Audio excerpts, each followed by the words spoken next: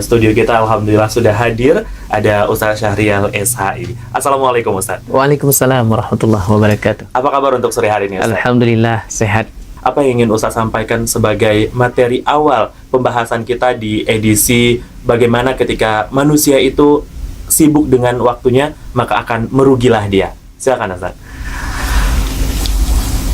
Assalamualaikum warahmatullahi wabarakatuh. Waalaikumsalam. Alhamdulillah wa syukru ala Allah.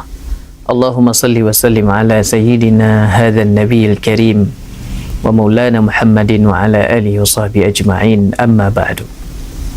Saudara yang dimuliakan Allah Subhanahu wa taala, di dalam Al-Qur'an surat An-Nahl ayat 18 Allah Subhanahu wa taala berfirman, wa in ta'uddu ni'matallahi la tuhsuha innallaha laghafurur rahim.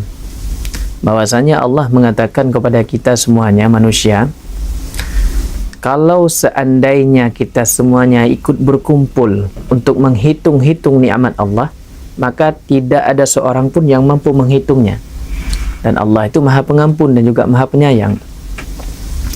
Di antara sekian banyak sekali nikmat Allah yang Allah titipkan kepada kita, ada satu nikmat yang barangkali sering kita lupakan, bahkan kita abai dengannya, yaitu nikmat waktu dan kesempatan.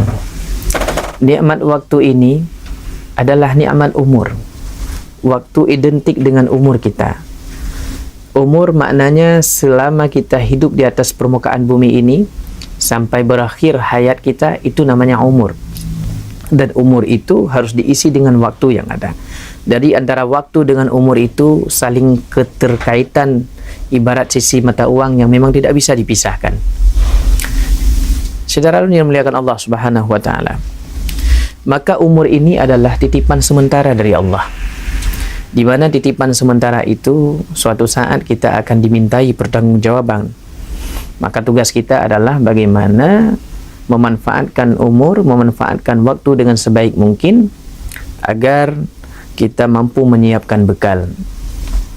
Bekal kita itu bukan popularitas, bukan harta dan jabatan, namun bekal kita itu adalah ketakwaan kita kepada Allah Subhanahu wa taala, dan juga mengisi kesempatan hidup ini dengan baik agar tidak sia-sia. Maka kata Rasulullah sallallahu alaihi wasallam bahwasanya kita manusia ini diberikan dua nikmat, di mana dua nikmat itu sering membuat kita itu lalai. Yang pertama adalah nikmat sehat, yang kedua adalah nikmat waktu luang.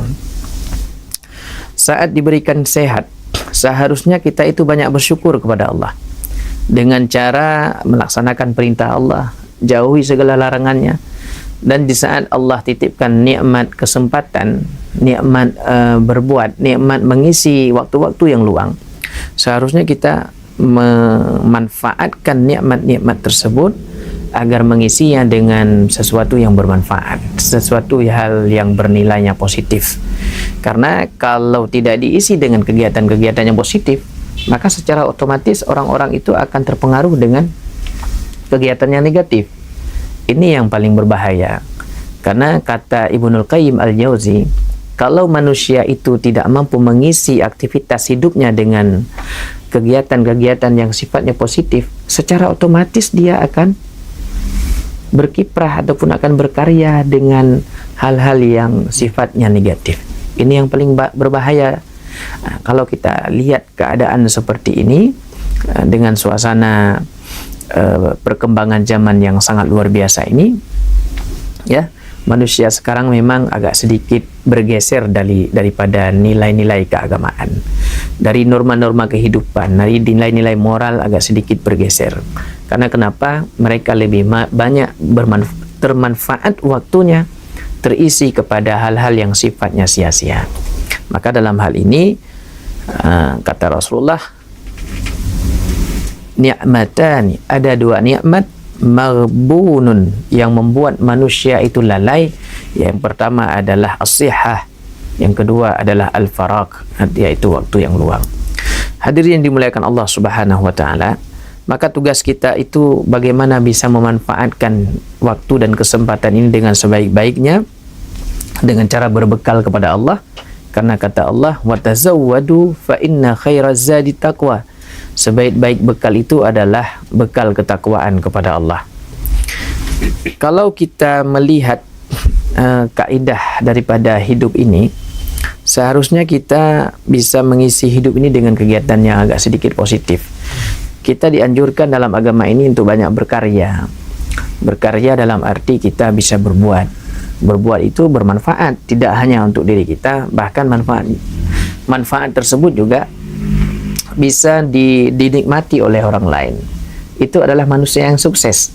Manusia yang hebat itu dia berpengaruh bukan hanya untuk dirinya saja. Artinya mereka tidak berpikir untuk dirinya, tapi juga dia berpikir untuk khalayak yang ramai. Tidak ingin dirinya saja yang baik, dia kepingin agar orang-orang lain juga ikut baik. Ini merupakan manusia yang hebat, manusia yang sukses dalam pandangan agama Islam itu sendiri.